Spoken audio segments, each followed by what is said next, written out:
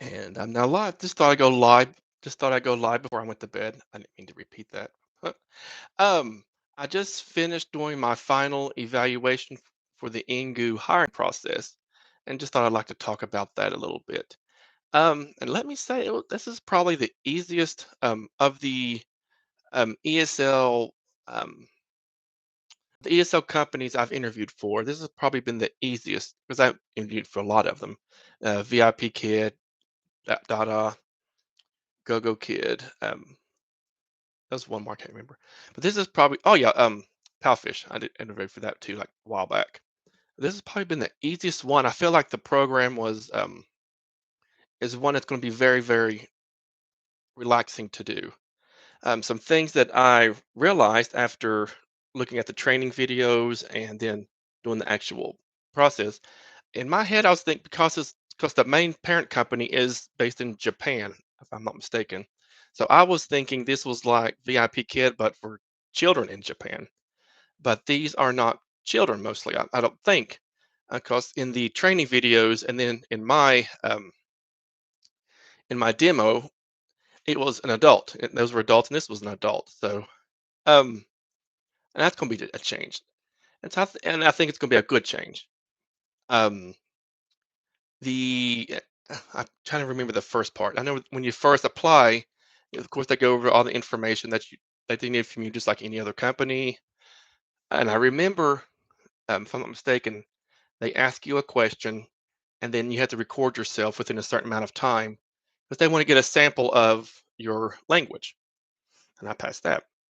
And for this one, it's like I said in an earlier video, it's all about asking the student what they want. For example, um, you greet them with your name and they tell you their name, what they like to be called.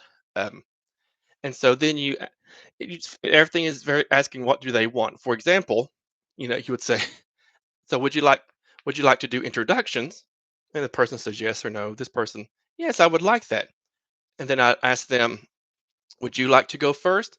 Or would you like for me to introduce myself first?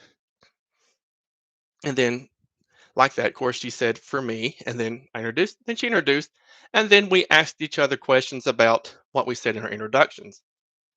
And about 2 or 3 minutes later, I asked her, would you like to do conversational, ask her, how would you like for today's lesson to go?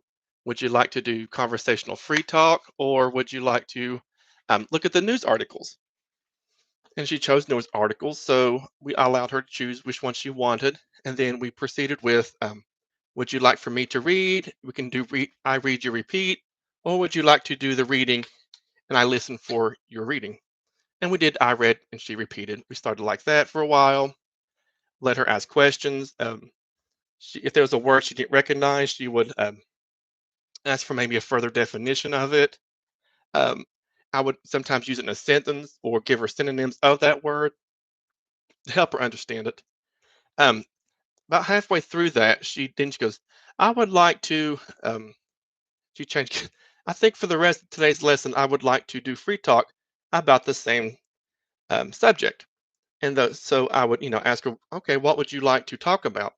And so I allowed her to talk for a while. The thing with them is to never don't interrupt, let them speak, and then provide corrections as necessary. For example, just talk about something fall down, and I told her I typed in the chat box, first you praise, and in this case you would say fell down because it happened in the past, whatever.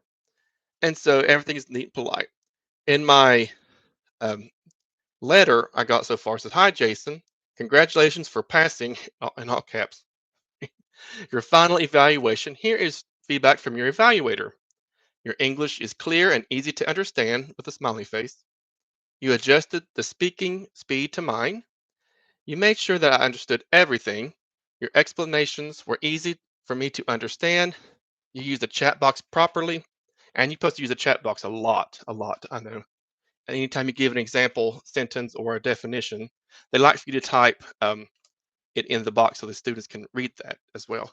Um, Thank you for your feedback. At the end of the lesson, I wrapped up, gave her some feedback, talked about what she learned.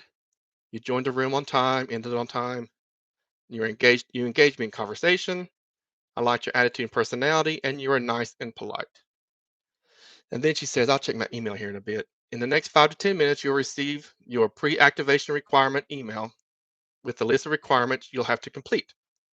Check your inbox, sign the contract, and register on our website within the next 30 minutes. Oh, the next 30 minutes. Ah, sign the contract. Oh, Lord. Sorry, I got to do this before I go to bed then. Always use the same email address during the application, the one you applied with. For questions, please reply to the email. If no email is received, contact us at recruitment@engoo.com. Have a great day ahead. So I better get off here. I was thinking that I had a little bit of time. Um, Alrighty. Well, just thought I would like to throw some information out there. If you have any questions about Engoo, just let me know in the chat or however you want to get a hold of me, I guess. Alrighty.